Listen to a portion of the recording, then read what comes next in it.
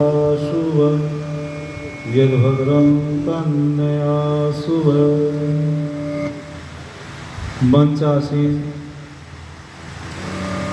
पूज्यपाद स्वामी जी महाराज, जो वेदों की प्रकांड पंडित स्वामी सच्चिदानंद महाराज जी, और इस मंच का बड़ी कुशलता से संचालन कर रहे हैं हमारे परिवृत्त आचार्य सत्येंद्र पाल आर्य जी, और बहुत ही अनुभवी जीवन जो नौजवानों को प्रेरणा देते रहते हैं। दिल्ली नोएडा के लिए हमको भी संस्कारों के लिए बुलाते रहते हैं। ऐसे अनुभवी हमारे मास्टर ज्ञानेंद्र आर्य जी, जो गाजियाबाद जिला सभा के अध्यक्ष और प्रदेश के मंत्री भी रहे, बहुत ही ओजस्वी तेजस्वी जिनकी वाणी है। आर्य जगत के क्रांतिकारी भजनोपदेशक भाई कैलाश कर्मठ जी, और इस कार्यक्रम के आयोजक संयोजक जो आर्य समाज में बहुत श्रद्धा रखते हैं, भ्राता अजय वकील साहब, और हमारे दोनों कविवर जो बहुत ही क्रांतिकारी ओजस्वी इनकी कविताओं को हम सुनते रहते हैं। समस्त बंधुओं हमारे बीच में रुड़की से आए आर्य जी अपनी टीम के साथ, और उत्तराखंड से और भी सज्जन हैं, दिल्ली से। आर्य जी के तो पैर में भी चोट लगी हुई है, लेकिन फिर भी बड़ी श्रद्धा है जो दिल्ली से हमारे बीच में आए। हमारे समस्त आर्य बंधुओं, बहुत ही सुंदर कार्यक्रम गीतों के कविताओं के माध्यम से हम श्रवण कर रहे थे। जब तक हम वेदों की ओर नहीं लौटेंगे, तो स्वामी दयानंद ने कहा था कि वेदों की ओर लौटो, तब तक इस देश में अमन चैन नहीं हो सकती। और हम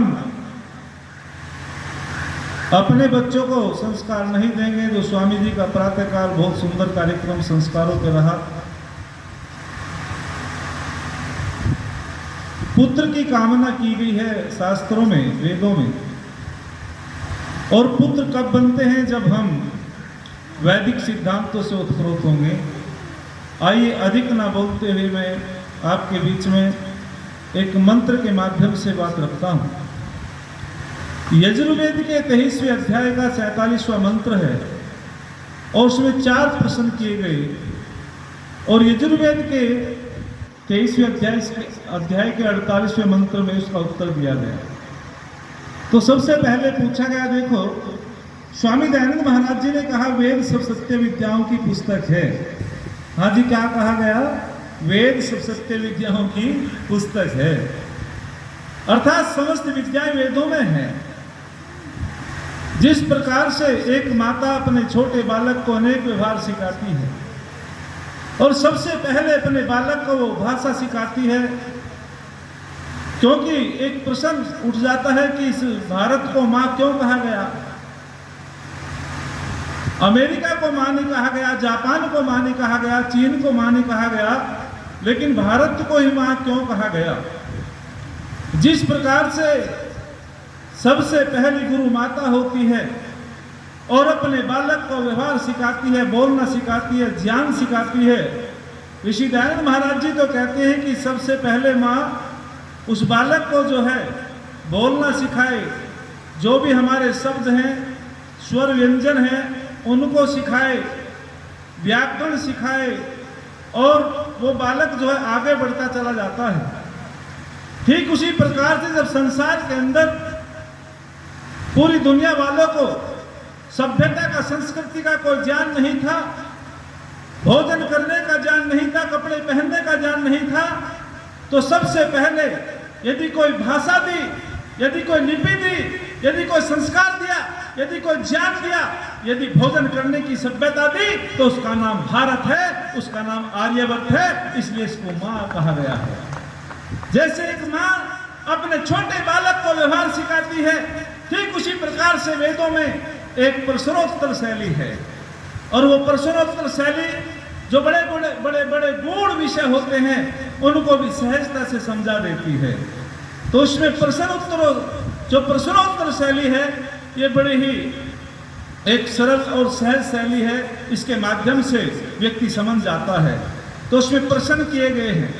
यजुर्वेद के 23वें अध्याय का जो 47वां मंत्र है, तो उसमें सबसे पहला पूछा गया कि किम स्वित समम सूर्य ज्योति, अर्थात सूर्य के समान किसकी ज्योति है। और दूसरा प्रश्न किया गया कि किम स्वित समम सरय, अर्थात जो तालाब के समान और कौन सी चीज ऐसी है, कौन सा सर ऐसा है। सरय, सरय माने तालाब की है। और फिर तीसरा प्रश्न पूछा गया किम स्वित पृथ्वी वर्ष्य, इस पृथ्वी के समान और क्या है। और चौथा प्रश्न पूछा गया तस्य मात्रा नहीं विद्यते, अर्थात किसकी मात्रा नहीं है, किसको मापा नहीं जा सकता। ये 4 प्रश्न पूछे गए, लेकिन मैं समय के अंतर्गत अपनी बात कहूँगा। चारों प्रश्नों का समाधान तो नहीं हो सकता, लेकिन फिर भी जितना होगा मैं आपके बीच में रखता हूँ। तो पहली बात पूछी गई कि सूर्य के समान किसकी ज्योति है। तो वहाँ बता दिया गया उत्तर में ब्रह्म समन सूर्य ज्योति, अर्थात इस सूर्य के जो समान है वो ब्रह्म है। अर्थात ब्रह्म का अर्थ क्या समझते हैं? ब्रह्म का अर्थ परमपिता परमात्मा समझते हैं, लेकिन प्रकरण के हिसाब से इसके कई अर्थ होते हैं। लाखों सूर्य भी परमपिता परमात्मा जैसे नहीं हो सकते। परमात्मा को तो अनुपम कहा सुल्तान जी, अनुपम माने उसके जैसा कोई दूसरा नहीं हो, उसे कहा गया अनुपम परमपिता परमात्मा जैसा तो कोई हो ही नहीं सकता। लेकिन प्रकरण में यहाँ इसका अर्थ परमपिता परमात्मा नहीं है, ब्रह्म और चर। देखो ब्रह्म के अर्थ निकलते हैं, जो अपने क्षेत्र में बड़ा होता है उसको ब्रह्म कहा है। अर्थात इस दुनिया के अंदर जो सबसे बड़ा है वो परमपिता परमात्मा है, तो परमात्मा को भी ब्रह्म कहा। शरीर के अंदर जो जीवात्मा है सबसे बड़ा है, आत्मा को भी ब्रह्म कहा।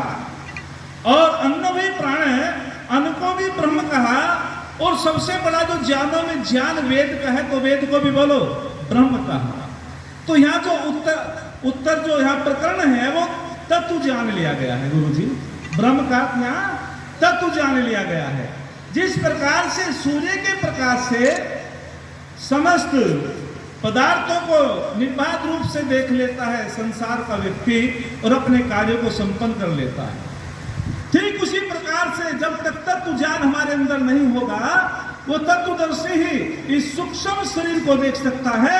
इस स्थूल शरीर को तो इन आंखों से देख सकते हैं, लेकिन जो सूक्ष्म शरीर है, 5 ज्ञानेंद्रियां हैं, 5 कर्मेंद्रियां हैं, 5 तन्मात्राएं हैं, मन बुद्धि चित्त अहंकार, ये 18 जो सूक्ष्म तत्व है, ये तो तत्व ज्ञान के माध्यम से देख सकते हैं। तो यहाँ अर्थ दिया गया तत्व ज्ञान। तत्व ज्ञान के माध्यम से व्यक्ति अपने अंतर जगत में उन्नति कर सकता है, अपने अंतर जगत को देख सकता है, बाह्य जगत को तो इन बाह्य आंखों से देख सकते हैं। तो बहुत सुंदर बात कही गई।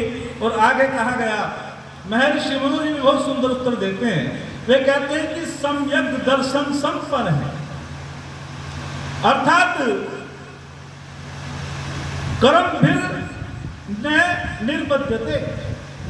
वे कहते हैं कि सम्यक दर्शन संपन्न है, अर्थात जो तत्व ज्ञान से संपन्न होता है। संसार के अंदर 4 प्रकार का ज्ञान, एक शाब्दिक ज्ञान, एक संस्यात्मक ज्ञान, एक भ्रमात्मक ज्ञान, एक तत्व ज्ञान, यथार्थ ज्ञान, निश्चयात्मक ज्ञान। जब तक ये तत्व ज्ञान नहीं होगा, तब तक वो व्यक्ति संसार में जन्म लेता रहेगा और उसका मरण होता रहेगा। वो कर्म के बंधन में बंधा रहेगा, कर्मों से छोड़ नहीं सकता, ये ऋषि कहते हैं। और ये जो 4 प्रकार का ज्ञान है, शाब्दिक ज्ञान जो हम पुस्तकों में पढ़ते हैं कि हमको क्रोध नहीं करना चाहिए, लेकिन करते हैं। और इन 3 प्रकार प्रकार के ज्ञान से हमको भय बना रहता है, याद रखना। शाब्दिक ज्ञान, संस्यात्मक ज्ञान, भ्रमात्मक ज्ञान, इनसे व्यक्ति भयभीत रहता है, उसको डर बना रहता है जब तक उसको तत्व ज्ञान नहीं होता, यथार्थ ज्ञान नहीं होता। और जब यथार्थ ज्ञान हो जाता है वो फिर भय से दूर हो जाता है। तो जो शाब्दिक ज्ञान होता है कि क्रोध नहीं करना चाहिए, लेकिन क्रोध करते हैं। एक बार आचार्य द्रोण ने अपने शिष्यों से कहा कि बेटा एक पाठ, छोटा सा पाठ मैं तुमको देता हूं, उनको याद करना। बोले ठीक है जी। उन्होंने कहा कि क्रोध मत करो। बस दुर्योधन, दुशासन, अर्जुन, भीम, युधिष्ठिर सारे शिष्य थे, उन्होंने सबने सुना दिया कि क्रोध मत करो। लेकिन युधिष्ठिर महाराज से पूछा गया, हाँ बेटा सुनाओ। बोले जी मेरे तो याद नहीं हुआ गुरुजी। गुरुजी ने कि नालायक कहीं का, छोटा सा पाठ याद करने को दिया था, ये याद नहीं हुआ। बोले कल सुना दूंगा। फिर अगले दिन फिर आचार्य द्रोण ने पूछा कि हाँ सुनाओ बेटा। और बच्चों ने तो सुना दिया कि क्रोध मत करो। लेकिन धर्म युधिष्ठिर कहते हैं कि गुरुदेव कुछ कुछ कोशिश तो करिए, लेकिन पक्का याद नहीं हुआ। और गुरुदेव को क्रोध आ गया, उसकी पिटाई की। तो जब धर्म युधिष्ठिर कहते हैं कि गुरुजी देखो मेरे चेहरे की आकृति देखो, मेरे मुखमंडल पर देखो, कहीं जब आपने मेरी पिटाई की है कि मेरे अंदर क्रोध तो नहीं दिखाई दे रहा, मेरे चेहरे पे क्रोध की रेखा तो नहीं दिखाई दे रही। बोले बिल्कुल नहीं दिखाई दे रही। बोले अब पाठ याद पक्का हो गया है। आपने कहा क्रोध मत कर, और मैंने उसको अपने आचरण में उतार लिया है। जो शाब्दिक ज्ञान अपने आचरण में उतर जाता है, जो पुस्तकीय ज्ञान अपने आचरण में उतर जाता है, गुरुदेव वो ही तत्व ज्ञान हो जाता है। और उसी से उन्नति होती है, उसी से व्यक्ति जो है यह लोक और परलोक को सुधार लेता है। तो मैं कह रहा कि सात्विक वो जो शाब्दिक ज्ञान होता है, उनको यदि हम आचरण में नहीं ला पाते तो निश्चित रूपेण हमारी उन्नति नहीं होती। फिर आगे होता संस्यात्मक ज्ञान। संस्यात्मक ज्ञान का अर्थ होता है मन के अंदर कई विचार एक साथ उत्पन्न होने। ये दार्शनिक चर्चा भी होनी चाहिए। मन के अंदर कई विचार उत्पन्न होने। जैसे कुछ लोगों के मन में तो ये संशय हो जाता है कि ईश्वर है भी या नहीं, बोलो, कि परमपिता परमात्मा है भी या नहीं, या पुनर्जन्म हमारा होगा या नहीं। अरे क्या पता ना हो, जितने भी आनंद लेने ले लो हैं। जो आचार्य बृहस्पति चारवाक दर्शन के कहते हैं, खाओ पियो मौज करो, कर्ज लेकर घी पियो, और कोई मांगना आवे ना तो डंडा दिखा दो। यही तो संसार में संस्कृति है। तो वे कह रहे हैं, तो लोगों के मन में कई विचार उत्पन्न हो जाते हैं कि परमपिता परमात्मा है भी या नहीं, क्या हमारा पुनर्जन्म होगा या नहीं,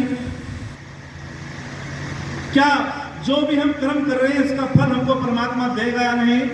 अरे जो परमपिता परमात्मा ने हमको मानव का चोला दिया है, इससे पूरे मजे लो, पूरे आनंद लो, तो ऐसा व्यक्ति भी कभी शांति को प्राप्त नहीं होगा, याद रखना। और फिर कहा भ्रमात्मक ज्ञान।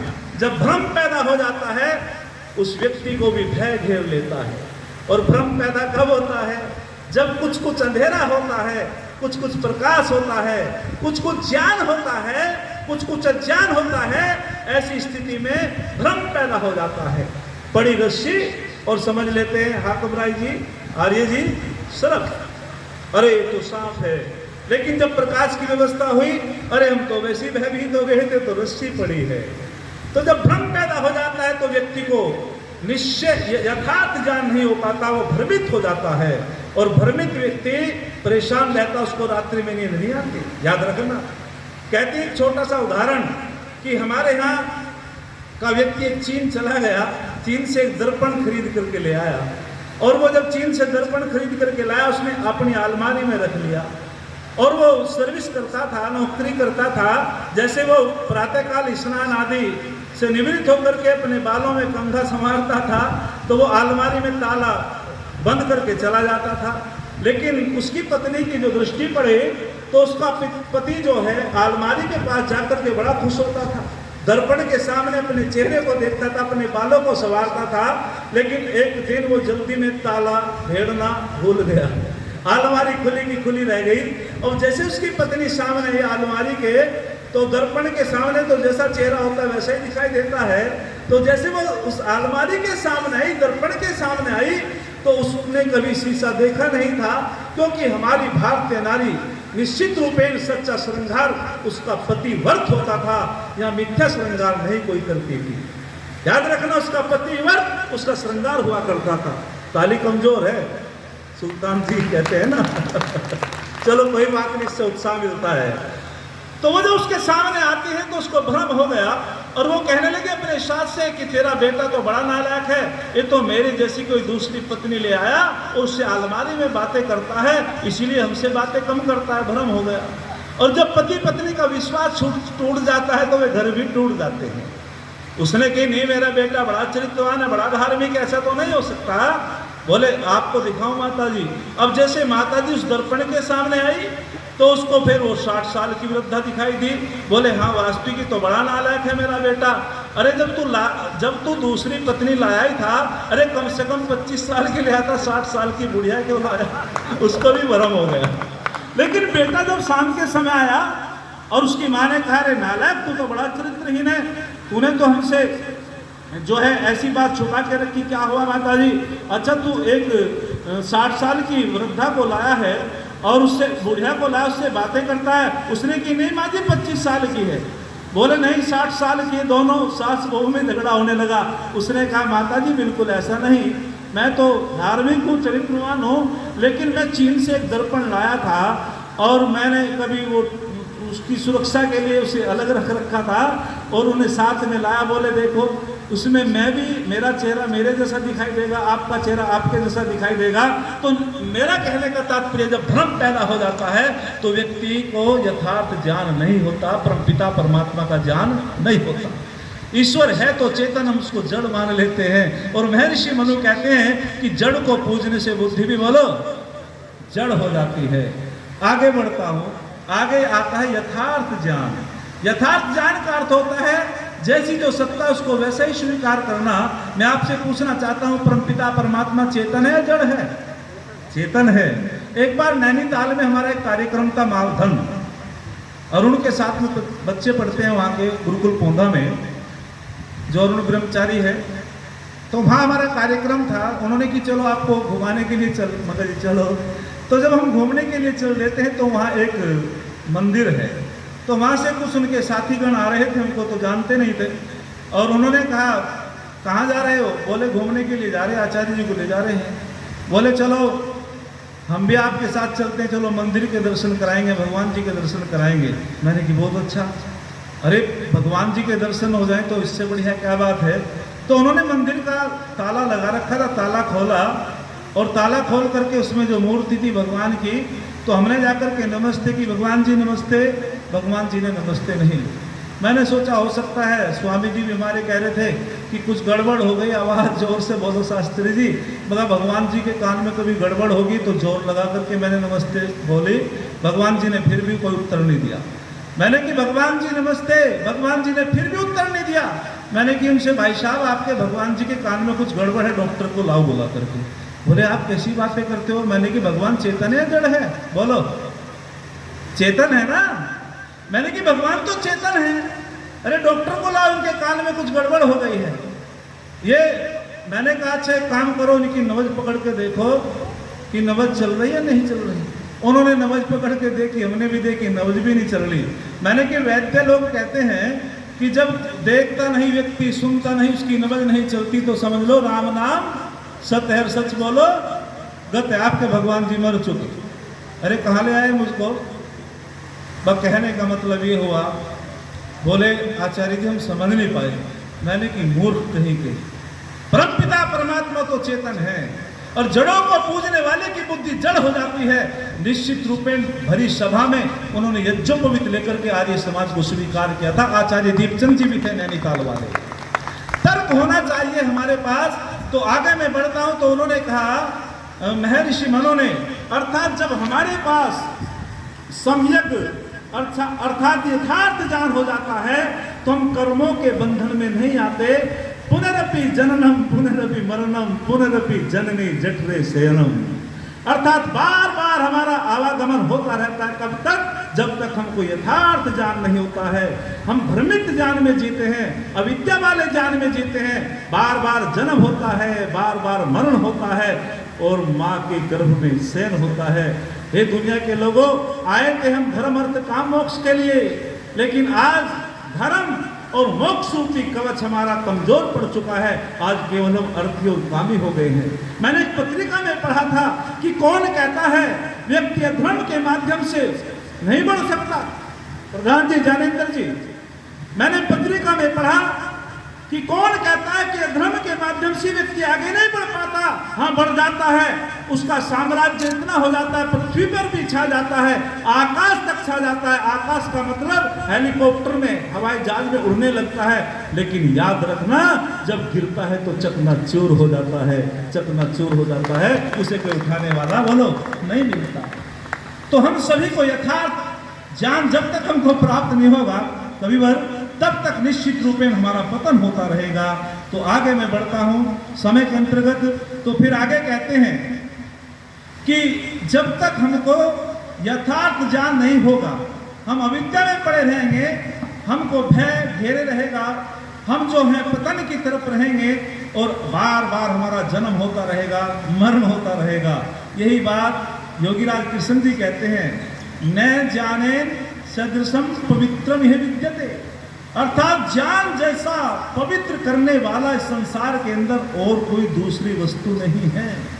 बिना ज्ञान के व्यक्ति आगे बढ़ नहीं सकता। ज्ञान कर्म उपासना के माध्यम से ही व्यक्ति परमपिता परमात्मा की प्राप्ति कर सकता है। पहले ज्ञान अर्जित करना पड़ेगा। और यही बात महर्षि कपिल जी कहते हैं। वे कहते हैं ज्ञानेन मुक्ति, बिना ज्ञान के मुक्ति वालों नहीं हो सकती। ज्ञान तो अर्जित करना पड़ेगा। और जो व्यक्ति ज्ञानी होता है, निश्चित रूपेण उसका यह लोक भी सुधर जाता है और लोक भी सुधर जाता है। ऋषि से पूछा गया क्या कारण है जो परमात्मा से मिलन नहीं होता। तो ऋषि कहते हैं कि मिलन इसलिए नहीं होता कि मन के अंदर दोष और बुद्धि के अंदर जब दोष होते हैं, ऐसा व्यक्ति कभी परमात्मा की भक्ति नहीं कर सकता, उसकी उपासना नहीं कर सकता और परमात्मा को प्राप्त नहीं कर सकता। बोले मन के अंदर, बोले हाँ, मन के अंदर 3 दोष होते हैं, मल, विक्षेप, आवरण। तो ऋषि से पूछा गया मल क्या है। मल का मतलब होता है जब व्यक्ति दूसरों के प्रति गलत चिंतन करता है, ईर्ष्या करता है, उसके प्रति उसके संकुचित विचार होते हैं और जो पाप कर्म के संस्कार उसके अंतःकरण पे अंकित हो जाते हैं, वो मन के ऊपर मल और वो उसको पीछे हटा देता है। मन और जल का जो स्वभाव होता है वो नीचे को होता है, क्योंकि मन भी प्रकृति से बना हुआ है और जल का जो भंडार है वो भी जो है उसका नीचे है, स्रोत समुद्र। हाँ, कहते हैं विद्वान लोग कि मन को भी आप तन में मन शिव संकल्प वस्तु वाला बना सकते हो, मन को मंत्र के माध्यम से ऊपर उठा सकते हो और जल को यंत्र के माध्यम से ऊपर उठा सकते हो। जब तक हम तन में मन शिव संकल्प वाले हमारे अंदर वे विचार नहीं होंगे, हमारा मन पवित्र नहीं होगा। मन एवं मनुष्य नाम कारण बंध मोक्ष, मन ही बंधन का कारण है, मन ही मोक्ष का कारण है। आगे कहते हैं कि विक्षेप, मल विक्षेप की विक्षेप क्या है। जब व्यक्ति की वृत्ति संसार में जब वो रागी हो जाता है, विषय वासनाओं में फंस जाता है, उसका मन अस्थिर हो जाता है और चंचल मन। जगत गुरु शंकराचार्य से पूछा गया कि मैं पूछना चाहता हूं संसार को कौन जीत सकता है। तो जगत गुरु शंकराचार्य ने कहा जो अपने मन को जीत लेता है वो संसार को जीत लेता है, जो अपने मन को नहीं जीत सकता वो कभी संसार को बोलो नहीं जीत सकता। तो उन्होंने कहा कि आवरण, आवरण क्या है।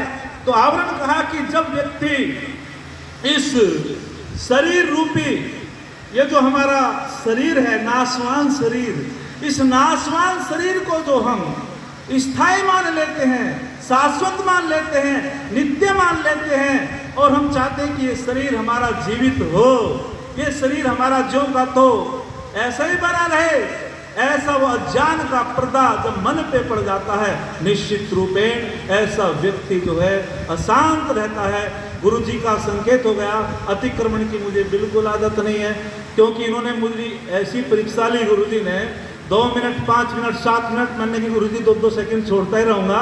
उनकी परीक्षा का अभ्यास मुझे ऐसा बना, क्योंकि जहाँ अतिक्रमण होता है वहाँ आक्रमण होता है। कभी फिर मुझे 1 घंटे का मौका मिलेगा, इस मंत्र की व्याख्या करूँगा। एक छंद बोल करके मैं अपनी वाणी को विराम देता हूँ और गुरुजी का धन्यवाद बोलता हूँ। आइए मैं एक छंद बोलता हूँ आपके बीच में।